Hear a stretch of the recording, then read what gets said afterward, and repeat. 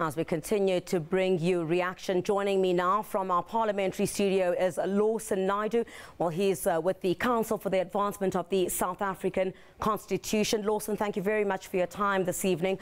I guess this certainly signifies a new dawn for South Africa at this point with the election of Cyril Ramaphosa as the new country's president.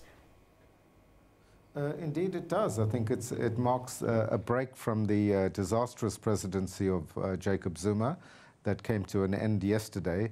And I think what we saw in the National Assembly today bodes well for the future of South Africa, bodes well for the future of our democracy. I think we saw in Parliament today a return of respect and dignity in the House, despite the antics of the EFF, as you mentioned, walking out before the election of President Ramaphosa. But it was a dignified occasion, I think, demonstrated by the willingness of all parties to say, let's put the past behind us and work together to create a better South Africa. Let's just go back slightly there, Lawson. It's been a very difficult road for the ANC and the former president, Jacob Zuma. For example, if we speak about the Constitution, he had been found to violate the country's Constitution, and that, of course, paved the way for all that we'd seen in Parliament, and that led up to yesterday, when eventually his political party had basically forced him out of the highest office in the land.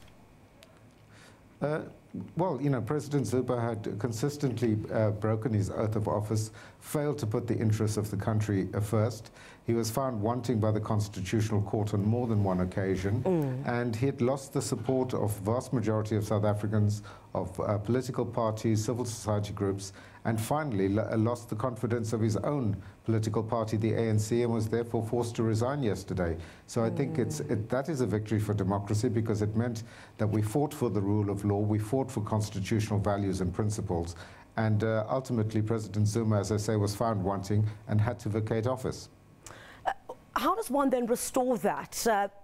He'd lost, the former president, Jacob Zuma, had lost the support of ordinary South Africans, of civil society, and quite a number of other key role players in this country. But what does the new president of the country need to do to try and cleanse, I guess I've been asking this question, to cleanse South Africa of what it has been going through, and to ensure that that restoration and the respect for the Constitution is upheld at all times? Well, I think it's to show, to restore integrity to public life in South Africa, to show that members of Parliament, led by the leader of the governing party, Cyril Ramaphosa, who is now the president, to demonstrate that they take their oaths of office seriously, that they put the interests of people first, and will work hard in order to restore the dignity of South African people and to ensure that government works in a manner that improves the lives of our people and realizes the vision of the Constitution by promoting social justice, promoting equality in our society, and creating the conditions for economic growth from which all can benefit. There might be some things, though, that might haunt the presidency of Cyril Ramaphosa just in the very early stages. We've spoken to quite a number of commentators, including some of our colleagues. You know, we speak about issues of Marikana that would certainly come up. We know that the opposition has said that it's not going to give Cyril Ramaphosa a smooth ride as head of state.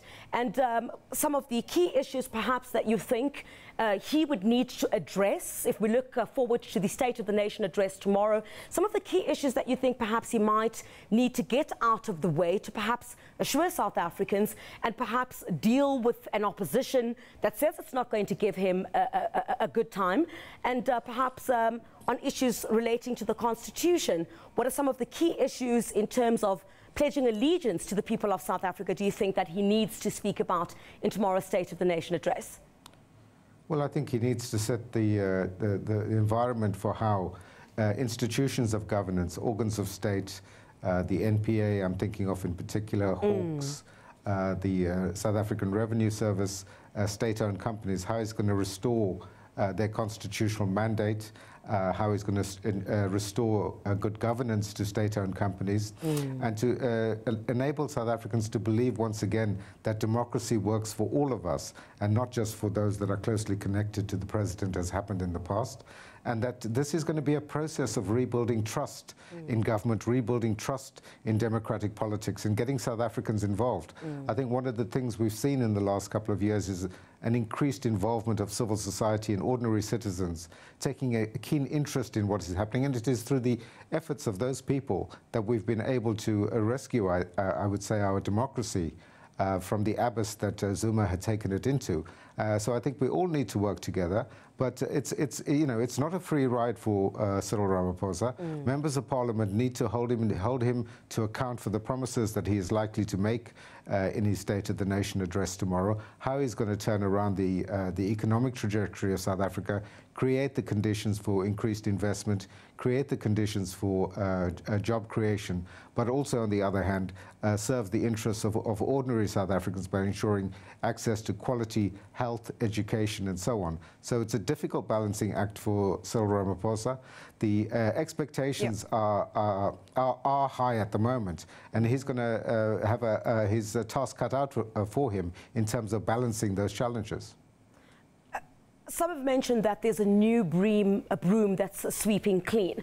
And already we've seen over the past 24 hours, one of the critical issues that one would say led to the demise of the former president, Jacob Zuma, was the issues relating to state capture. We heard from the Hawks yesterday on the arrests of those who are linked to the alleged corruption at the Vrede farm in the Free State, and we're hearing more arrests are imminent of perhaps prominent persons. Perhaps does this signal a good direction, perhaps, or a good start to this presidency of Cyril Ramaphosa? But one of the key issues, of course, would be one of the things that may hang over his head is what we've continued to refer to as the controversial appointment of the very person who is at the helm of the prosecuting authority in this country.